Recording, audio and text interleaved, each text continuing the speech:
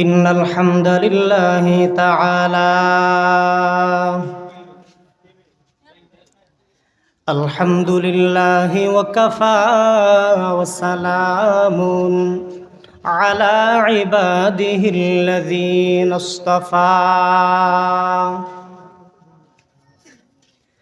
أما بعد فأعوذ بالله من الشيطان الرجيم بسم الله الرحمن الرحيم واعبدوا الله ولا تشركوا به شيئا وبالوالدين إحسانا عن أبي أمامة رضي الله تعالى عنه أن رجلا قال يا رسول الله ما حق الوالدين على ولدهما قال هما جنتك ونارك أو كما قال النبي عليه الصلاة والسلام صدق الله العظيم وصدق رسوله النبي الكريم ونحن على ذلك من الشاهدين والشاكرين والحمد لله رب العالمين سبحانك لا علم لنا إلا ما علمتنا إنك أنت العليم الحكيم وقال الله تبارك وتعالى إن الله وملائكته يصلون على النبي يا أيها الذين آمنوا صلوا عليه وسلموا تسليما محبتের সাথে আমরা সবাই দুরূদ ইব্রাহিম পড়ি اللهم صل على محمد وعلى آل محمد كما صليت على إبراهيم وعلى آل إبراهيم إنك حميد مجيد اللهم بارك على محمد وعلى آل محمد كما باركت على إبراهيم وعلى آل إبراهيم إنك حميد مجيد محمد کی نشانہ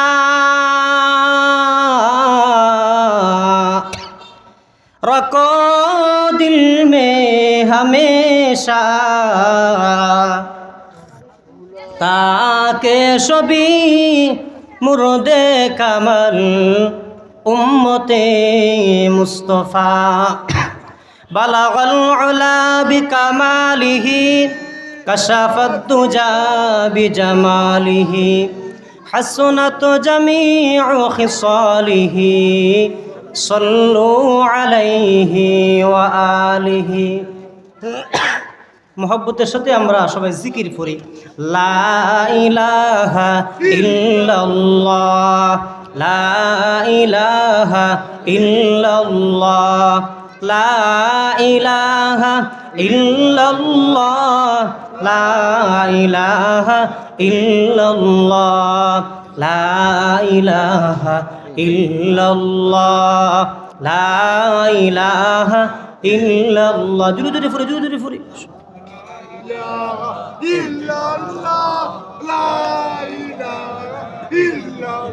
ফিকরে দুনিয়া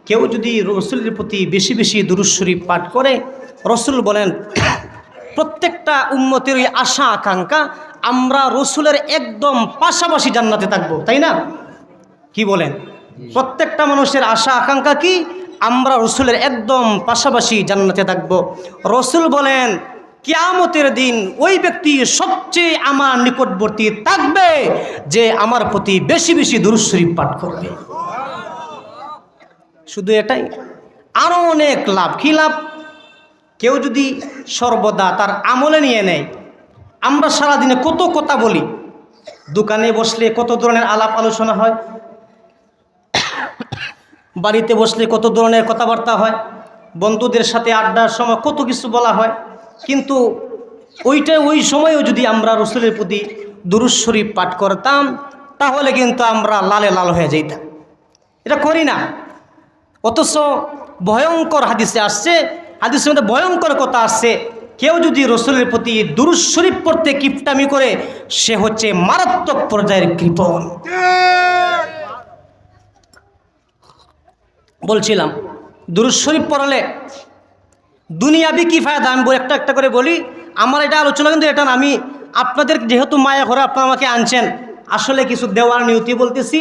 আল্লাহ যেন আমাকে আমল করার তৌফিক দান করেন। এই জন্য বলছি, আপনার আমার জিন্দিগিতে অভাব আছে না নাই? কথা হন, আছে না নাই? দুঃখ আছে না নাই? কষ্ট, রোগ, সুখ, বালা, মুসিবত, অভাব নাই।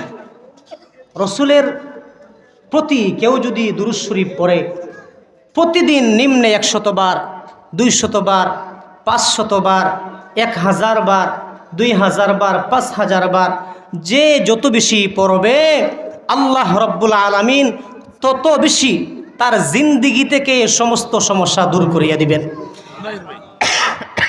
আপনার আমার জিন্দিগিতে স্বামী স্ত্রীর মধ্যে ঝগড়া হয় না?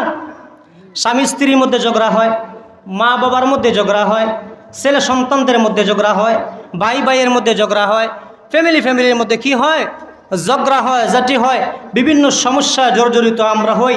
যারা যেই সমস্ত ফ্যামিলির সদস্যরা বেশি বেশি দুরূদ শরীফ পাঠ করে তাদের এই ফ্যামিলির মধ্যে আল্লাহ রব্বুল আলামিন শয়তানের কুমন্ত্রণা থেকে হেফাজত করবেন। সুবহানাল্লাহ। ও ভাই, শুধু তাই না, আমরা তো ওলামায়ে কেরাম হুজুররা সারা জীবন শুধু আপনার নামাজের ওয়াজই করেন যে নামাজ পড়লে এই লাভ, এই লাভ, এই লাভ, না পড়লে এই ক্ষতি, এই ক্ষতি, এই ক্ষতি। দোস্ত, আমি আপনাদের সামনে এই স্টেজে আমি চেয়ারে বসে আল্লাহর কসম, আল্লাহর কসম, আল্লাহর কসম 3 বার আল্লাহর শপথ করে বলছি, আপনি যদি 40 দিন মাত্র 5 থেকে 10 মিনিট নির্জন স্থানে বসে আপনি যদি উযু করে পাক পবিত্র অবস্থায় আপনি যদি মাত্র 5 থেকে 10 মিনিট একাগ্রচিত্তে আপনার এক জায়গায় বসে আপনি যদি রসুলের প্রতি দিল প্রাণ দিয়ে দুরূদ শরীফ পাঠ করেন, যে কোনো দুরূদ শরীফ হইতে পারে, সাল্লাল্লাহু আলাইহি ওয়াসাল্লাম, আল্লাহুম্মা সাল্লি আলা মুহাম্মদ, সাল্লি আলা মুহাম্মদ, আল্লাহুম্মা সাল্লি ওয়া সাল্লিম ওয়া বারিক আলা মুহাম্মদ, অথবা দুরূদে ইব্রাহিম, আপনি প্রতিদিন একাধারে 40 দিন যদি পাঠ করেন, জীবনে কোনো সময় ইচ্ছা করে 1 ওয়াক্ত নামাজ আপনার দ্বারা কাজা হবে না। সুবহানাল্লাহ বলেন না? লাভ না ক্ষতি? লাভ। মুসলমান ভাইরা রে আমার, ও বন্ধু রে, আপনার আমার নবী, বিশ্ব নবী রাহমাতুল লিল আলামিন মসজিদে নববীর ভিতরে একদিন আপনার অনেক চিন্তিত অবস্থায় বসে আছেন, কান্না করতেছেন, অনেক চিন্তা। রসুলের সাথে কেউ কোনো সাহাবী কথা বলতে পারতেছেন না, রসুলের চোখ দিয়ে অজরে পানি পড়তেছে। ওই সময়ে রব্বুল আলামিন ওই সিদরাতুল মুনতাহার কাছ থেকে 4 জন ফেরেশতা পাঠাইছেন। 4 জন ফেরেশতার নাম আমরা জানি, হযরতে জিবরাইল আলাইহিস সালাতু ওয়াস সালাম, হযরতে মিকাইল আলাইহিস সালাতু ওয়াস সালাম, হযরতে আজরাইল আলাইহিস সালাতু ওয়াস সালাম, হযরতে ইসরাফিল আলাইহিস সালাতু ওয়াস সালাম। ওই 4 জন ফেরেশতা রাসূলের কাছে মসজিদে নববীর ভিতরে এসে বলেন, আসসালাতু ওয়াস সালামু আলাইকা ইয়া রাসূলুল্লাহ, আসসালাতু ওয়াস সালামু আলাইকা ইয়া হাবিবাল্লাহ, ওগো আল্লাহর নবী জিব্রাইল বলতেছেন, ইয়া রাসূলুল্লাহ, ইয়া হাবিবাল্লাহ, আপনি কান্না করতেছেন কেন? কি সমস্যা? আপনি কান্না করতেছেন কেন? ওগো আল্লাহর নবী, আপনার মনোক্ষুণ্ণ থাকার কারণ কি? আমার রাসূল বলেন, ও ভাই জিব্রাইল, তুমি আমার মনের ব্যথা বুঝবে না, মনের কষ্ট তুমি বুঝবে না। কেন বুঝবো না ইয়া রাসূলুল্লাহ? একটু মন খুলে আমাকে বলতে পারেন আপনার কি কষ্ট? আমার নবী বলেন, ভাই জিব্রাইল, আমার তো কষ্ট এখানেই, জানো কি? আমি যখন এই দুনিয়ায় থাকবো না, আমার সাহাবায়ে কেরাম যখন এই দুনিয়ায় থাকবে না, আমি আমার পরবর্তী উম্মতদেরকে পাইতাম না, পাইমুনি। রাসূল কি আমাদেরকে সরাসরি দেখছেন? না না না। ইয়া রাসূল, ও জিব্রাইল, আমি আমার উম্মতদেরকে পাবো না, আমার পরে আমার উম্মতের কোন অবস্থা হবে, এই চিন্তায় আমার বড় কষ্ট লাগে, এই চিন্তায় আমার বড় কষ্ট লাগে। আমার আখিরি জমানার উম্মতের জন্য বড় কষ্ট লাগে। তার মৃত্যুর সময় কোন অবস্থা হবে আমার খুব কষ্ট লাগতেছে, তাদের সাকরাতের সময় কোন অবস্থা হবে আমার চিন্তা লাগতেছে, কবরে তাদের কোন অবস্থা হবে আমার বড় জানা নাই, আমার বড় কষ্ট লাগে। ও ভাই জিব্রাইল, শুধু তাই না, হাসরের মাঠে যখন কায়েম হবে, হাসরের মাঠ যখন কায়েম হবে, ওই সময়ে আমার মায়ার উম্মত যারা আমাকে পাবে না, আমাকে যারা সরাসরি দেখবে না, তাদের কোন অবস্থা হবে? এই জন্য আমি কান্না করতেছি। ভাই জিব্রাইল, সিদ্ধা আপনার ফুল সিরাতের ফুল তারা কিভাবে পার হবে, এই জন্য আমার বড় চিন্তা, আমার বড় কষ্ট লাগতেছে। ওই সময়ে হযরতে আজরাইল আলাইহিস সালাতু ওয়াস সালাম, নাম শুনছেননি? আজরাইলের নাম শুনছেন না? ওরে সুবহানাল্লাহ, আজরাইলের নাম শুনছিলাম, পৃথিবীতে মানুষ মানে খুব কম আছে। ওই সময় হযরতে আজরাইল আলাইহিস সালাতু ওয়াস সালাম বলেন, ইয়া রাসূলুল্লাহ, ইয়া হাবিবাল্লাহ, আমি আপনার সাথে ওয়াদা করলাম গো নবী, আপনার কোন উম্মত যদি দিনে এবং রাতে প্রতিদিন দৈনিক যদি 10 বার দরুদ শরীফ পাঠ করে, কয়বার? আরো জোরে, 10 বার যদি আপনার প্রতি দরুদ শরীফ পাঠ করে, রাসূল গো, আপনার উম্মত যদি দিনে আপনার প্রতি 10 বার দরুদ শরীফ পাঠ করে, আর ওই দিনেই যদি সে মারা যায়, রাসূল গো, আমি ওয়াদা করলাম, আমি আপনার ওই উম্মতকে যখন তার জান কবজ করার সময় হবে, আমি তাকে কষ্ট দিয়ে মারব না। সুবহানাল্লাহ। মুসলমান ভাইরা আমার, আজরাইল বলে, ইয়া রাসূলুল্লাহ, ইয়া হাবিবাল্লাহ, ও গো আল্লাহর নবী, শুধু তাই না, শুধু তাই না, আপনার ওই উম্মত যদি আবার রাতেও 10 বার আপনার প্রতি দুরূদ শরীফ পাঠ করে, কয়বার? বেশি না কম? মাত্র 10 বার দুরূদ শরীফ যদি আপনার প্রতি পাঠ করে, আর ওই রাত্রে যদি সে মারা যায়, জানটা তো আমি কবজ করব। রাসূল গো, আমি আপনার সাথে ওয়াদা করলাম, আমি আপনার ওই উম্মতকে মওতের সময় কষ্ট দিয়ে মারব না। রাসূলে কি করছেন? কষ্ট পাইছেন। রাসূলের মনে অনেক ব্যথা। কি ব্যথা? আমি যখন দুনিয়ায় থাকবো না, আমি যখন এই পৃথিবীতে থাকবো না, আমার পরবর্তী উম্মত যারা আসবে, যারা আমাকে পাবে না, তাদের কোন অবস্থা হবে, তাদের মৃত্যুর সময় কোন অবস্থা হবে। আজরাইল বলছেন, রাসূল টেনশনের কোনো কারণ নাই, আপনার উম্মত যদি দিনে এবং রাতে 10 বার আপনার প্রতি দুরূদ শরীফ পাঠ করে, আমি ওয়াদা করলাম মৃত্যুর সময় তাকে আমি কষ্ট দিয়ে মারব না। সুবহানাল্লাহ, জোরে বলেন না। মুসলমান ভাইরা রে আমার, ইসরাফিল আলাইহিস সালাতু ওয়াস সালাম বলেন, ইয়া রাসূলুল্লাহ, ইয়া হাবিবাল্লাহ, ও গো আল্লাহর নবী, আমি আপনার সাথে ওয়াদা করলাম, আপনার কোনো গুনাহগার উম্মত যদি দিনে এবং রাতে আপনার প্রতি 10 বার দুরূদ শরীফ পাঠ করে, কিয়ামতের দিনের সমস্ত দায়িত্ব আল্লাহ আমাকে দান করেছেন ইসরাফিলকে।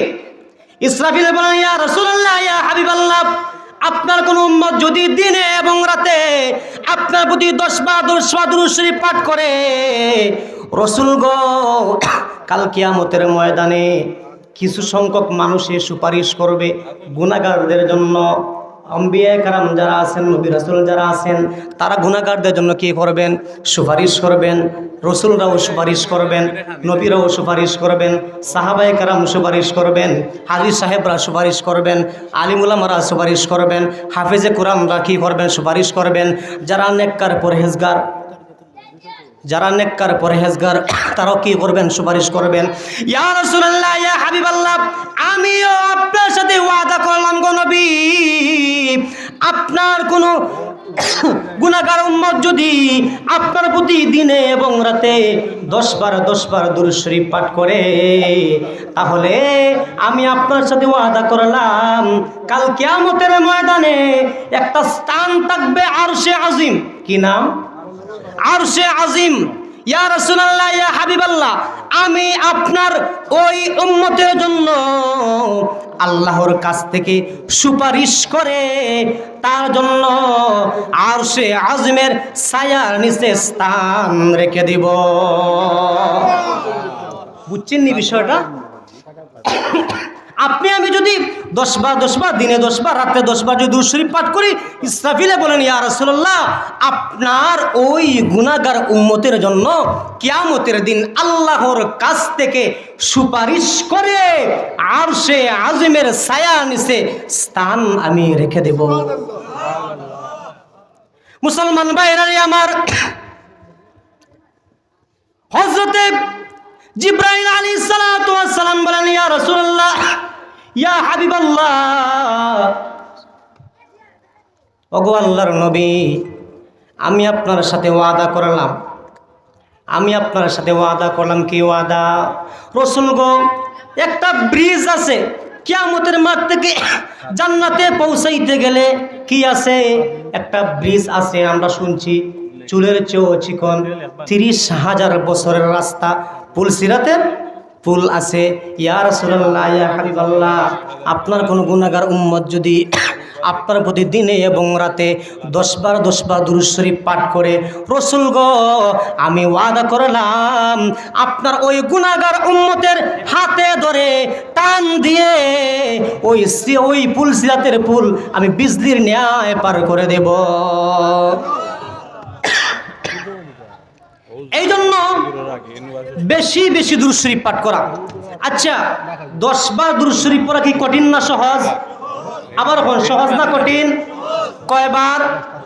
কি দুরূদ শরীফ কয়দিন? না, এখন যেটা বলছি এটা চিরস্থায়ী, মাত্র 10। আর দুপুরে নামাজগুলো ধরেন সবাই, আমার মতো ধরেন সবাই, দেখি সাল্লাল্লাহু আলাইহি ওয়াসাল্লাম ধরেন না, একবার আঙ্গুলো ধরেন, সাল্লাল্লাহু আলাইহি ওয়াসাল্লাম, সাল্লাল্লাহু আলাইহি ওয়াসাল্লাম। 10 বার ধরেন, 10 বার। 10 বার পড়তে 1 মিনিটও লাগে না, 1 মিনিটও। যে কোনো দুরূদ শরীফ পড়েন, দুরূদ ইব্রাহিম পড়তে পারেন, সাল্লি আলা মুহাম্মদ পড়তে পারেন, আল্লাহুম্মা সাল্লি আলা মুহাম্মদ পড়তে পারেন, সাল্লাল্লাহু আলাইহি ওয়াসাল্লাম পড়তে পারেন। কেউ যদি এরকম পাঠ করে, দুনিয়ায়ও লাভ, আখিরাতেও লাভ। বলেন না একবার সুবহানাল্লাহ। এই জন্য বেশি দুরূদ শরীফ পাঠ করবো তো ইনশাআল্লাহ। এখন আমি শুধু বললাম আর আমল করতে পারলাম না, এক কান দিয়ে শুনলাম আর এক কান দিয়ে বের হয়ে গেল, তাহলে হইল না ভাই, তাহলে তো হইল না। আচ্ছা, আপনারা আমার সাথে ওয়াদা করেন যে মাত্র 1 মিনিট, দিনে 1 মিনিট, রাত্রে 1 মিনিট রাসূলের মহব্বতে আমি মাত্র 10 বার দুরূদ শরীফ পাঠ করব। দেখি কে পারবে, হাত তুলে দেখান তো। নারে তাকবীর! একটা আওয়াজ হইল, নারে তাকবীর!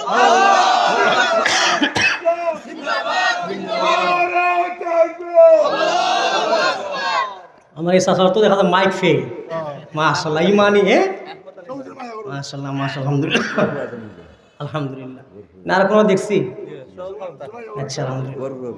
যাই হোক, আপনারা আজকে আমাকে একটা বিষয় দিচ্ছেন, মাতা পিতার দায়িত্ব, কর্তব্য সন্তানের প্রতি, এবং সন্তানের প্রতি মা বাবার দায়িত্ব, মা বাবার প্রতি সন্তানের দায়িত্ব। এটা আসলে অনেক গুরুত্বপূর্ণ একটা আলোচনা। ছোট্টবেলা থেকে আমরা আলোচনাটা শুনে আসতেছি। আমি একটু অন্যদিকে ব্যতিক্রমভাবে একটু আলোচনা করব। আপনারা যদি মনোযোগ দিয়ে শুনেন, তাহলে আমার টাইমের ভিতরে যতটুকু পারা যায় বলবো ইনশাআল্লাহ। আচ্ছা, আমরা কি ভাই? মুসলমান। আমরা কি? আপনারা কি আমার কথা বুঝেন না কোনো সমস্যা হয়? আমরা কি মুসলমানকে কে সৃষ্টি করেছেন? আল্লাহ। কাফেরদেরকে কে সৃষ্টি করেছেন? এই জমিন কার? আসমান কার? আমি কার? আপনি কার? সমস্ত কিছু কার? আমাদের যে সন্তান আছে সন্তানটা কার? সুবহানাল্লাহ। যেহেতু সবকিছুই আল্লাহ, যেহেতু আমাদের সবকিছুই আল্লাহ রাব্বুল আলামিনের, সুতরাং আমাদেরকেও তো আল্লাহর বিধান অনুযায়ী চলতে হয় নাকি? আপনি একটি ফ্যাক্টরি চাকরি করেন, একটি প্রতিষ্ঠানে চাকরি করেন, যে জায়গায় আপনি চাকরি করেন না কেন, প্রতিষ্ঠানে কিছু নিয়ম আছে না? কিছু সিস্টেম আছে, কিছু রুটিন আছে। ঠিক তেমনিভাবে আমরা যারা মুসলমান, আমাদেরও রুটিন আছে। আমরা মুসলমান যারা, আমাদের দাম্পত্য জীবন সুন্দর করতে গেলে, আমাদের ছেলে মেয়ে সন্তানাদিদেরকে দিনদার করতে গেলে, আমাদের বাধ্যর ভিতরে, আমাদের আয়ত্তের ভিতরে রাখতে গেলে কি কি করণীয়, কোন কোন জিনিস বর্জনীয় জানা দরকার আছে নাকি নাই? সবাই এখন আসেনি। আমরা অনেকেই মনে করি যে না, সন্তান তো আল্লাহ দিছেন, ব্যাস তার ইচ্ছায় চলুক, কোনো সমস্যা নাই। না, এটা হয় না ভাই, এটা হতেই পারে না। যেহেতু আমি স্বীকার করেছি আমি ইমানদার, আমি মুমিন, আমি মুসলমান, আমি মুত্তাকি, আমি পরহেজগার, আমার মা বাবা মুসলমান, আমার 14 গোষ্ঠী মুসলমান, আমার সন্তানও মুসলমান, আমার নিচের শ্রী যারা আছে প্রত্যেকেই মুসলমান। যেহেতু দাবি করেছি আমি কালিমা তৈবার প্রতি বিশ্বাস করেছি, কালিমা শাহাদাতের প্রতি বিশ্বাস করেছি, ইমানে মুজমাল, ইমানে মুফাসসালের প্রতি কি রাখছি? ইমান রাখছি। তাহলে এটাও আমাকে ইমান রাখতে হবে, যেহেতু আল্লাহর জন্য সব কিছু, আমিও আল্লাহর, সন্তানও আল্লাহর, এই জিন্দগিও আল্লাহর, এই মৃত্যু আল্লাহর, সুতরাং আল্লাহর বিধান অনুযায়ী আমাকে আপনাকে চলতে হবে। এখন আসেন, আমি আমার বিষয়ের ভিত্তি বলতেছি। আমরা সন্তানকে লালন পালন করতে গেলে কিভাবে তাদেরকে লালন পালন করব, কোন কোন দায়িত্ব মা বাবার উপরে আছে আমাদের জানা দরকার। 1 নম্বর দায়িত্ব, 1 নম্বর হক, সন্তানের হক মা বাবার উপরে। 1 নম্বর, ও বাবা, ও মা, তুমি যদি বাবা হইতে চাও, তুমি যদি মা হইতে চাও, 1 নম্বরের শর্ত, 1 নম্বরের হক তোমার উপর, তোমার সন্তানের। তুমি তোমার, ও বাবা, তুমি যদি তোমার সন্তানের মাকে নির্বাচন করতে চাও, ওই মাটা যেন দিনদার হয়। কি হয় ভাই? কথা হয় না? কি দার? পর্দাওয়ালি। কি ওয়ালি? না হিজাবলি? আমি হিজাবলি বলি নাই তো, পর্দাওয়ালি। পর্দা কাকে বলে?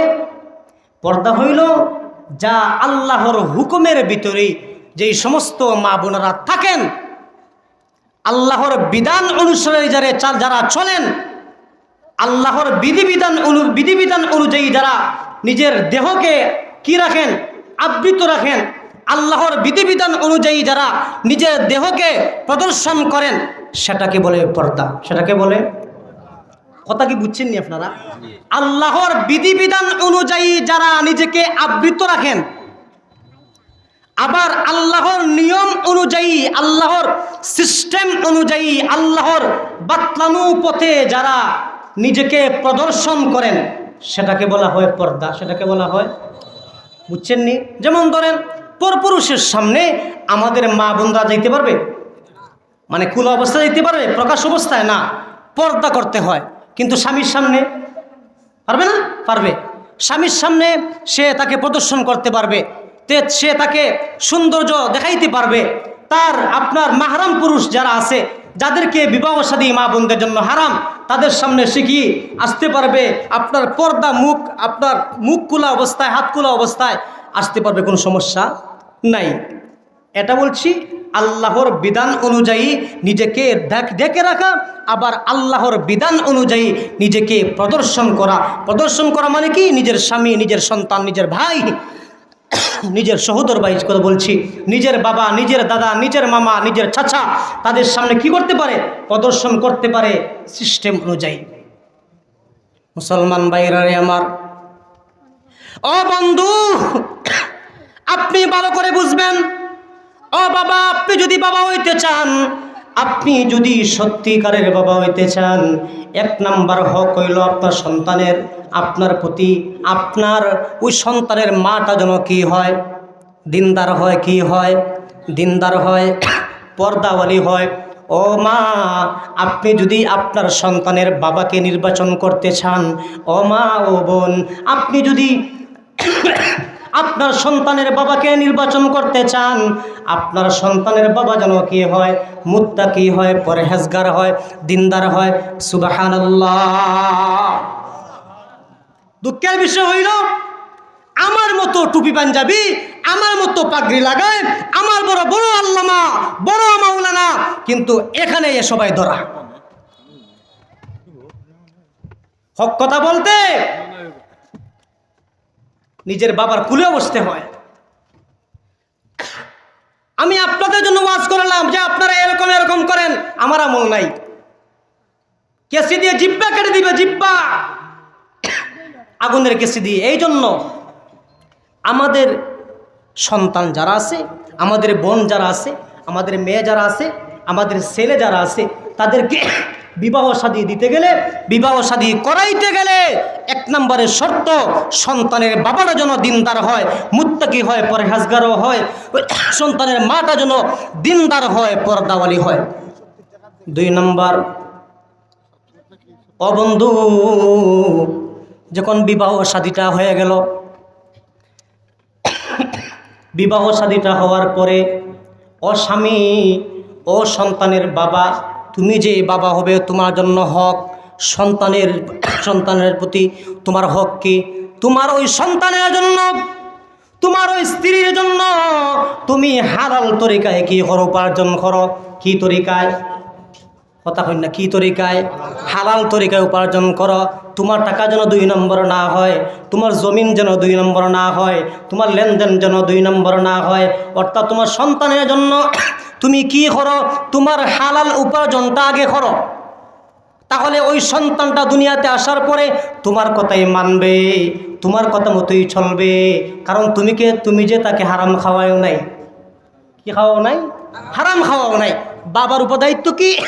সন্তান দুনিয়াতে আসার আগে সে যখন তার মায়ের উদরে থাকবে, তখন যেন তার মাকে হালাল রিজিক খাওয়ায়।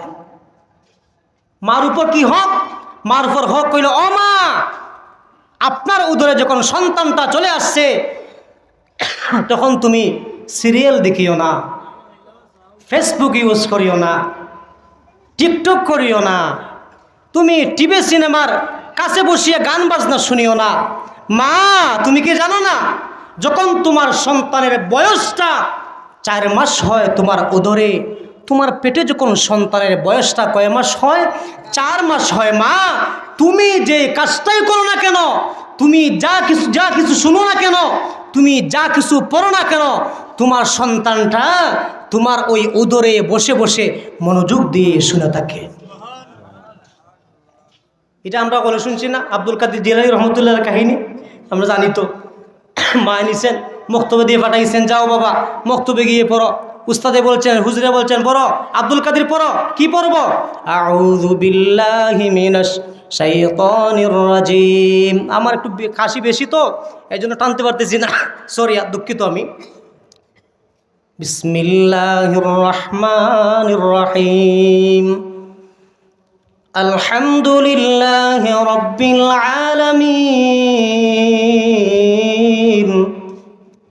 মুসলমান ভাইরা রে আমার, আব্দুল কাদের জিলানী রহমতুল্লাহি আলাইহির সামনে তার উস্তাদ যখন বিসমিল্লাহ বলে আলহামদুলিল্লাহি রাব্বিল আলামিন মাত্র একটা আয়াত পাঠ করেছেন, ওই আব্দুল কাদের জিলানী রহমতুল্লাহি আলাইহি এক টানে 15 পারা আলহামদুলিল্লাহ থেকে 15 পারা এক টানে শুনাইয়া দিয়েছেন। এক টানে 15 পারা। কারণ কি? এখন তো হুজুর তো বেকুব হয়ে গেছেন, আশ্চর্য হয়ে গেছেন। আব্দুল কাদের তো জীবনে কারো কাছে পড়ে নাই। জিজ্ঞেস করছেন, আব্দুল কাদের, তুমি কি এর আগে কারো কাছে শুনছো, পড়ছো? বলেন না। তাহলে তুমি কিভাবে পারো? জানি না। উনি বলছেন আমি তো জানি না কীভাবে পারি। আর ঠিক আছে, মাকে খবর দিচ্ছেন, ও আব্দুল কাদিরের মা, তুমি বলো তো তোমার সন্তান যে ওই বিসমিল্লাহ থেকে শুরু করে 15 পারা কোরআন তেলাওয়াত একসাথে শোনাইয়া দিল, কোনো লুকমা ছাড়া এমনি তো একটানে শোনাইয়া দিল, সে কি করকুসি পড়েছে এর আগে? বলে না, কারো পড়ে নাই। তাহলে তুমি কি কোরআনের হাফেজ? বলে জি হুজুর, আমি বিবাহের আগে আমার বাবা আমাকে 15 পারা কোরআন হিফজ করাইছেন, আমি 15 পারার হাফিজ। মনে হয় আমার সন্তানটা যখন আমার পেটে ছিল তখন আমি বসে বসে 15 পারা কোরআন তেলাওয়াত জবানি তেলাওয়াত করতাম, মনে হয় এই জন্যই কোনো ঘটনা ঘটে গেছে। তখন ওই মসজিদের হুজুরে বলছেন, ঘটনা তো আসলে এখানেই, তুমি তোমার সন্তানকে তোমার উদরে নিয়ে তোমার পেটের ভিতরে নিয়ে তুমি কোরআন তেলাওয়াত করেছো, আর তোমার কোরআন তেলাওয়াত শুনে শুনে তোমার এই সন্তানটা 15 পারা কোরআনের হাফিজ হয়ে গেছে।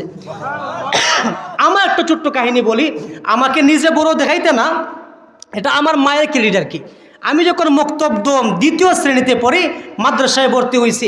আপনারা জানেন কওমি মাদ্রাসায় কিছু নিয়ম হইল, আপনার এই ফজর পরে সূরা ইয়াসিন তেলাওয়াত হয়, শুনেন না? সূরা ইয়াসিন তেলাওয়াত হয়, মাগরিব পরে সূরা ওয়াকিয়া তেলাওয়াত হয়, এশা সূরা মুলক তেলাওয়াত হয়, আপনার ছাত্ররা পড়েন, হুজুররা পড়েন। এরপরে আসর বাদে সূরা নাবা, আসর পরে সূরা নাবা তেলাওয়াত করা হয়।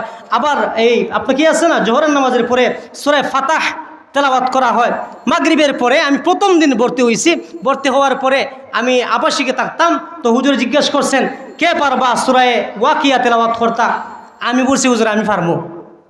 ওই মেয়ে তুমি পারবা, ফিচ্ছি ছোটো, এমনি কত ছোটো ফিচ্ছি ছিল, পারবা? জি হুজুর পারবো।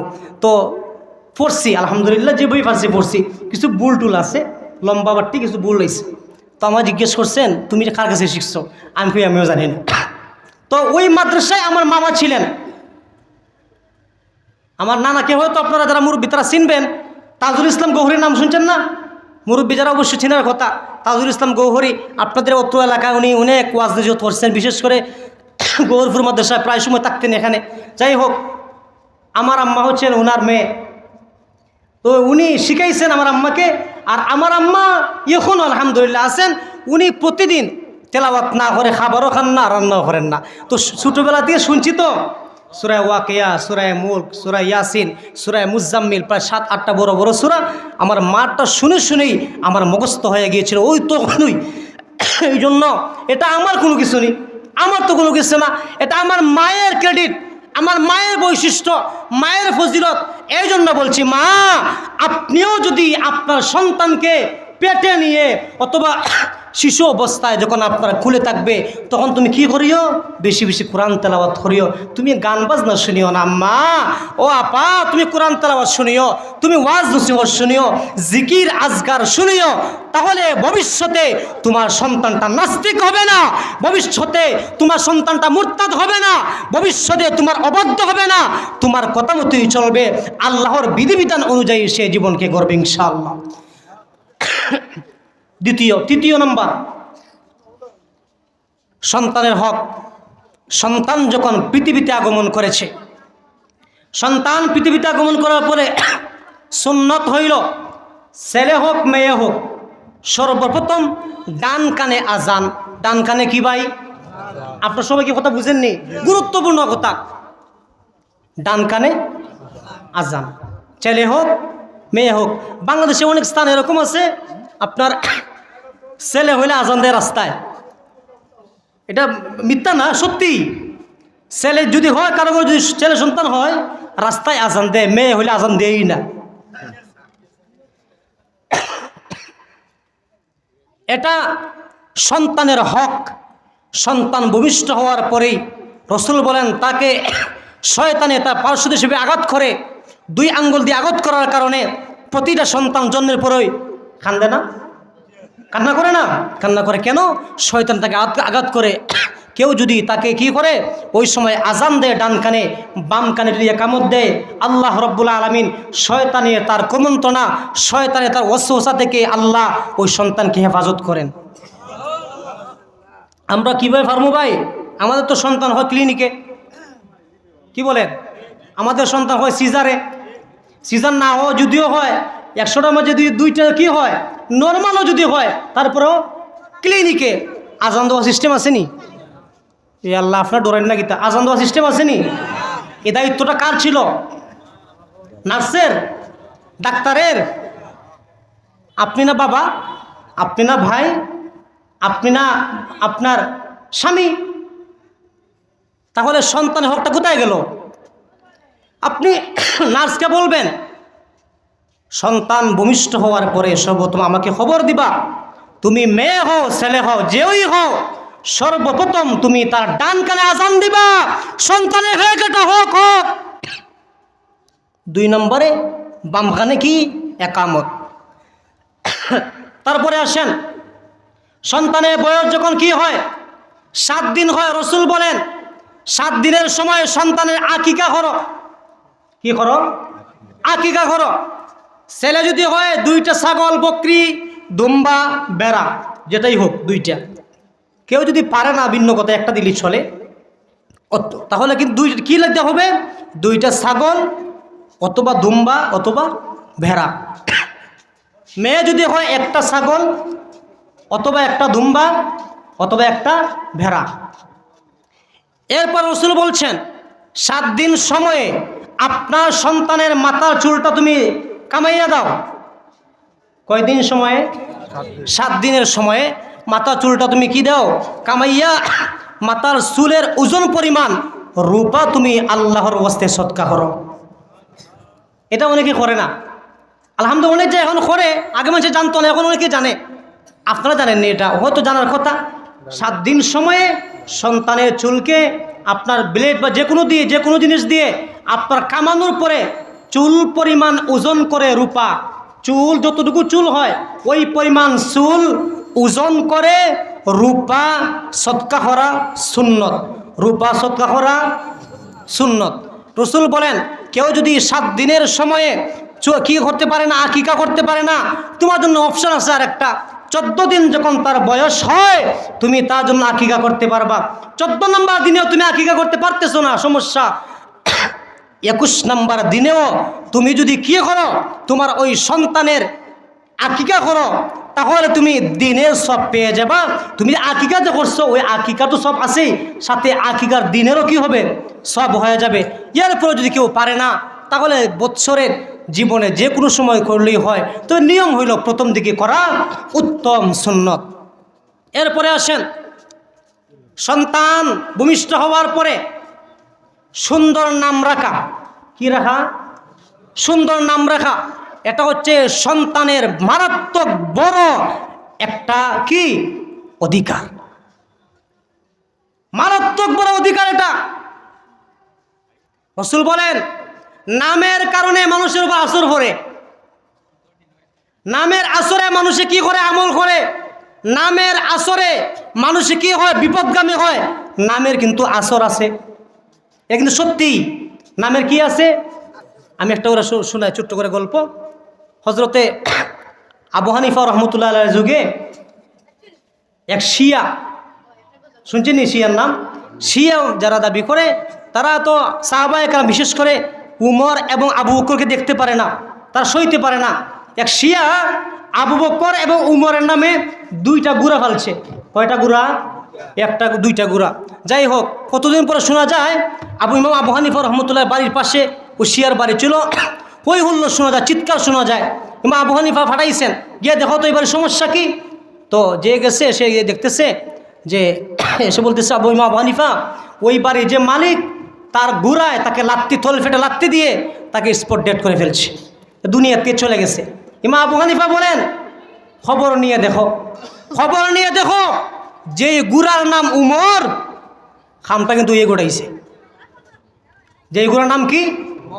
যেই গুড়ার নাম উমর, খামটা কিন্তু ওই গুড়াই গোটাইছে। সত্যি সত্যি খবর নিয়ে দেখা যায় যেই শিয়া যে গুড়ার নাম রেখেছিল উমর, ওই উমর নামের গুড়াই তার মালিককে তল পেটে লাত্তি দিয়ে দুনিয়ার থেকে চিরবিদায় করে দিয়েছে। ইমাম আবু হানিফাকে বলেন, ও ইমাম আবু হানিফা, আপনি কি করে খবরটা জানলেন? উনি বলছেন আসলে জানার কি আছে, নামের আসর। কি আসর? নামের আসর। রসুল বলেন তোমার সন্তানের নাম তুমি আব্দুল্লাহ রাখো, তোমার সন্তানের নাম তুমি কি রাখো? আব্দুর রহমান রাখো, আল্লাহর পছন্দনীয় নাম, অথবা তুমি আল্লাহর সিফাতি নাম রাখো, অথবা রসুল বলছেন তোমরা আমার নামে নাম রাখো, আমার নামে নাম রাখো। হাদিস। জি জি অবশ্যই। তোমরা আমার নামে নাম রাখিও। তোমরা কি করিও? তোমরা নবী রাসূলদের নামে কি করিও? নাম রাখিও। সাহাবায়ে কেরামের নামে নাম রাখিও।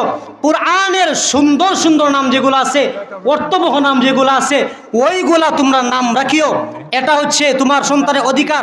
তারপরে সন্তান ভূমিষ্ঠ হওয়ার পরে আরেকটা প্রসঙ্গে বিশেষ করছি, সন্তান ভূমিষ্ঠ হওয়ার পরে আরেকটা অধিকার হইল, ও সন্তান, ও সন্তানের মা এবং বাবা গার্ডিয়ান যারা আছেন, দাদা হন, নানা হন, দাদি হন, নানি হন, ফুফু হন, খালা হন, আপনার উপর ওই সন্তানের অধিকার। সন্তানে যখন কথা বলা শিখে, সন্তানে যখন কথা বলা শিখে, তখন তাকে তুমি সর্বপ্রথম আল্লাহর জিকির শিখাইও। সুবহানাল্লাহ। মনে খালকে বাড়িতে ঘুমাইয়া হইবা না গীতা জুড়ে বলেন না সুবহানাল্লাহ। আমরা অনেক সময় উষ্টা খাই না, উষ্টা খাইয়া উল্টে পড়ে যাই, পায়ে ব্যথা পাই, হাতে ব্যথা পাই। তখন সর্বপ্রথম আপনার আমার মুখ দিয়ে যেই শব্দটা বের হয়, ওটা সর্বপ্রথম আমাকে শেখানো হয়েছে। বুঝছেন না? কথাই বুঝছেন? আমরা উষ্টাই দেখো ও মাই গো বলি না, ও আম্মা গো, মানে কি দাঁড়াইল? ও আব্বা গো। কি দাঁড়াইল? সর্বপ্রথম আমার মা আমাকে মা ডাক শিখাইছেন, সর্বপ্রথম আমার বাবা আমাকে বাবা ডাক শিখাইছেন। অথবা যে ডাকই শিখান না কেন, বেতা বিপদে আপদে যখন যেই নামটা আমার মুখে উচ্চারিত হয়, সেটাই আগে আমাকে শেখানো হয়। আর উষ্টা খাওয়ার পরে, বেতা বেদনার পরে আমরা যদি করি আল্লাহ আল্লাহ, মানুষে বলে না, কথা হয় না, বলেনি? কি দাঁড়াইল মুসলমান? তার মানে আমার গার্ডিয়ান, আমার মা, আমার বাবা সর্বপ্রথম যেই শব্দটা আমাকে শিখাইছেন, ওই শব্দটা হচ্ছে আল্লাহর নাম। জুড়ে বলবেন না সুবহানাল্লাহ। এই জন্য মুরব্বী বাবাজিরা, যুবক ভাইয়েরা, মারা ও বোনেরা, এই জন্য সন্তানকে কুলে নিয়ে বেশি বেশি জিকির করা, লা ইলাহা ইল্লাল্লাহ, লা ইলাহা ইল্লাল্লাহ, লা ইলাহা ইল্লাল্লাহ, লা ইলাহা ইল্লাল্লাহ, আল্লাহু আল্লাহ, আল্লাহু আল্লাহ, আল্লাহু আল্লাহ, আল্লাহু আল্লাহ। ও মুসলমান ভাই, আপনি আমি যদি আমার ওই সন্তানকে, আপনি আমি যদি সর্বপ্রথম জিকির করি, জিকির শোনাই, আমার ওই সন্তানটা কিন্তু আল্লাহর নাম শিখবে, জিকির শিখবে। যে কোনো বিপদে আপদে মাকে না ডেকে, যে কোনো বিপদে আপদে মাকে না ডেকে, বাবাকে না ডেকে, ভাইকে না ডেকে আমার আল্লাহকে ডাকবে। আর কেউ যদি অন্তর থেকে একবার আল্লাহ বলে ডাক দেয়, আল্লাহ রব্বুল আলামিনের আরশে আজমে কম্পন সৃষ্টি হয়ে যায়। মুসলমান ভাই আমার, শেষ পর্যায়ে চলে আসছি। এরপরে সন্তানে হোক হইল, ও বাবা সন্তানের ফাউন্ডেশন ঠিক করো। সন্তানের বয়স 2 বছর, 3 বছর, 4 বছর যখন হয়ে যায়, সন্তানের ফাউন্ডেশন ঠিক করো। একটা বিল্ডিং বানাইতে বাবাজি ফাউন্ডেশন ঠিক করা লাগে। আপনি কয়তলা বিল্ডিং বানাবেন? 10 তলা, 50 তলা, 100 তলা, 2 তলা, 3 তলা অথবা 1 তলা, ফাউন্ডেশন আগে ঠিক করতে হয়। আপনার সন্তানকেও সর্বপ্রথম আপনি ইসলামের গণ্ডির ফাউন্ডেশনটা ঠিক করেন, কোরআনের ফাউন্ডেশনটা ঠিক করেন, কালিমা তৈবা, কালিমা শাহাদত, ইমানে মুজমাল, ইমানে মুফাসসাল, আল্লাহর নাম, আল্লাহর ইলম, আল্লাহর আকীদা, আমাদের ইসলামের আকীদাগুলা আগে আপনার সন্তানকে শিখাইয়েন। তারপরে আপনি অন্য জায়গায় দেন, ব্যারিস্টার বানান, ডাক্তার বানান, ইঞ্জিনিয়ার বানান, অন্য যা কিছুই বানান, আগে আপনি আপনার সন্তানের ফাউন্ডেশনটা ঠিক করেন। তাহলে বাবা বুকে হাত দিয়ে বলতে পারি, আপনার সন্তান নাস্তিক হবে না, আপনার সন্তান মুরতাদ হবে না, আপনার সন্তান বিধর্মী হবে না, আপনার সন্তানের ছুরি দিয়ে আপনাকে আঘাত করবে না, মার মাথায় বাড়ি দিবে না। এই জন্য যা কিছু আলোচনা করেছি প্রত্যেকে বুঝছি তো, আমল করতে পারবো তো ইনশাআল্লাহ। আল্লাহ রব্বুল আলামিন আমাদের সবাইকে আমল করার তৌফিক দান করুন, আমিন। ওয়া আখিরু দাওয়ানা আনিল হামদুলিল্লাহি রাব্বিল আলামিন। আমি আপনাদেরকে অনেক বিরক্ত করেছি। জি হুজুর চলে আসছে। আচ্ছা তাহলে কিছু কালেকশন তো দরকার নাই মাদ্রাসা দোয়া হুজুরে করবা আমি আচ্ছা যাই হোক সাল্লাল্লাহু আলা সাইয়্যিদিনা মাওলানা মুহাম্মদ ওয়া আলা আলিহি ওয়া আসহাবিহি ওয়া সাল্লাম সাল্লাল্লাহু আলা সাইয়্যিদিনা ওয়া মাওলানা মুহাম্মদ ওয়া আলা আলিহি ওয়া আসহাবিহি ওয়া সাল্লাম আস্তাগফিরুল্লাহ ইন্নাল্লাহা গফুরুর রহিম আলহামদুলিল্লাহি রাব্বিল আলামিন ওয়াল আকিবাতু লিল মুত্তাকিন الصلاة والسلام على جميع الأنبياء والمرسلين وعلى آله وأصحابه وأهل بيته أجمعين رب العالمين يا أرحم الراحمين يا أكرم الأكرمين আয় আল্লাহ তোমার নবীর বাগানের মাঠের মধ্যে বসিয়া আয় আল্লাহ তোমার কালামুল্লাহ শরীফের মজলিসের মধ্যে বসিয়া আল্লাহ তোমার মায়ার বান্দা বান্দীদেরকে সাথে নিয়া আল্লাহ জিন্দগির সমস্ত গুনাহ মাথায় লইয়া কাঙ্গালের বেশে ভিখারির বেশে ভিক্ষুকের বেশে আয় আল্লাহ তুমি মনিবের দরবারে দুই হাত পাতাইলাম মাওলা আল্লাহ মেহেরবানি করে আমাদের জিন্দগির সমস্ত গুনাহ খাতারে মাফ করিয়া দাও রব্বুল আলামিন ইয়া আরহামুর রাহিমিন ইয়া আকরামাল আকরামিন যতই গুনাহ করি গো মালিক আমাদের মনে বড় একটা আশা আছে আমাদের তো একজন মালিক আছেন আমাদেরকে মাফ করবেন আল্লাহ যতই গুনাহ করি মনের মধ্যে বড় একটা আশা আমার রবে না কইসুন লা তাকনাতু মির রাহমাতিল্লাহ আয় আল্লাহ ইয়া আরহামুর রাহিমিন ইয়া আকরামুল আকরামিন যতই গুনাহ করি মনে বড় একটা আশা মনে হয় মৌতের আগে তওবা নসিব হইব আয় আল্লাহ যতই গুনাহ করি না কেন একটা বড় বড় আনন্দ লাগে আমরা না তোমার রাসূলের উম্মত আয় আল্লাহ ইয়া আরহামুর রাহিমিন ইয়া আকরামুল আকরামিন রাসূল যখন দুনিয়া থেকে চলে যান কান্না করেন জিবরাইল বলে ইয়া রাসূলুল্লাহ আপনি কাঁদেন কেন গো নবী নবী বলছেন ও জিবরাইল আমি যে দুনিয়া থেকে চলে যাব আমার গুনাহগার উম্মতকে খেয়ে দেখে রাখবে আল্লাহ তুমি নো জিবরাইল কইছো ও জিবরাইল তুমি আমার হাবিবরে জানাইয়া দাও যখন রাসূল দুনিয়াতে থাকবেন না আমি তার উম্মতকে দেখিয়া রাখবো ও মালিক জীবনে এত গুনাহ করছি এত অন্যায় করছি বেয়াদবি করছি আজকে যদি রাসূলের কাছে পাইতাম রাসূলরে কইলাম না ইয়া রাসূলুল্লাহ আপনার আল্লাহরে কইন না আমরারে মাফ করিয়া দিতা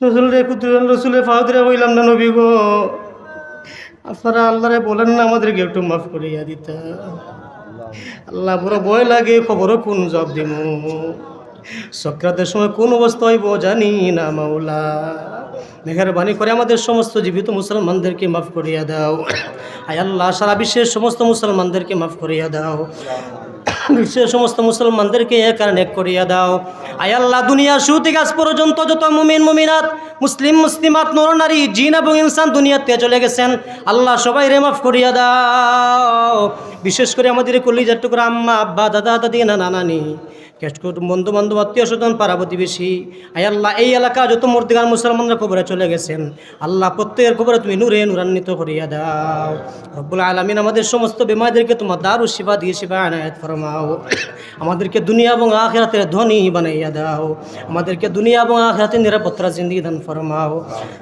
আমাদেরকে দুনিয়া এবং আখিরাতের তোমার সন্তুষ্টিওয়ালা, তোমার রাসূলের সন্তুষ্টিওয়ালা জিন্দেগি দান ফরমাও। আয় আল্লাহ ইয়া আরহামার রাহিমিন, ইয়া আকরামাল আকরামিন, আমাদের পক্ষ থেকে নাম ধরে ধরে সোনার মদিনায় লক্ষ লক্ষ কোটি কোটি বেহিসাব দুরূদ এবং সালামের হাদিয়া পৌঁছাইয়া দাও। ও মালিক, ও মালিক, ও মালিক, আল্লাহ রাসূল তো সরাসরি দেখছি না গো আল্লাহ, আমাদেরকে বারবার রাসূলের স্বপ্ন দেখার তৌফিক দাও আল্লাহ। তোমার কুদ্দুতি পায়ে দেরা হয় গো মালিক, আমাদেরকে বারবার রাসূলের স্বপ্ন দেখার তৌফিক দাও আল্লাহ। ইয়া হান্নানু ইয়া মান্নান, ইয়া হান্নানু ইয়া মান্নান, রাসূল রে বারবার স্বপ্ন দেখার তৌফিক দাও আল্লাহ। তৌফিক কান দিলাও রে আল্লাহ, আমাদেরকে রাসূলের স্বপ্ন দেখার তৌফিক দাও। ইমানের দাবি মালিক, আমাদের ইমানের দাবি, তুই মালিক হিসাবে তোমার কাছে আমাদের ইমানের দাবি, রাসূলুল্লাহ দেখার তৌফিক দিলাও, বারবার রাসূলুল্লাহ দেখার তৌফিক দাও, তৌফিক দাও, স্বপ্ন দেখার তৌফিক দাও মাওলা, বারবার রাসূলের স্বপ্ন দেখার তৌফিক দাও আল্লাহ। তোমার কাছে একটা আমানত রাখতে চাই গো আল্লাহ, আমাদের ইমান কালিমা তয়্যিবা কালিমা শাহাদাত আল্লাহ তুমি মালিকের কাছে আমানত রাখলাম। যখন আমাদের মৌতের সময় যাইব আল্লাহ, শয়তানে যখন আমাদেরকে ধোঁকা দিব, তুমি আমাদের কালিমা খান মুখের মধ্যে জারি করিয়া দিও, আমাদের কালিমা শাহাদাত খান আমাদের মুখের মধ্যে জারি করিয়া দিও।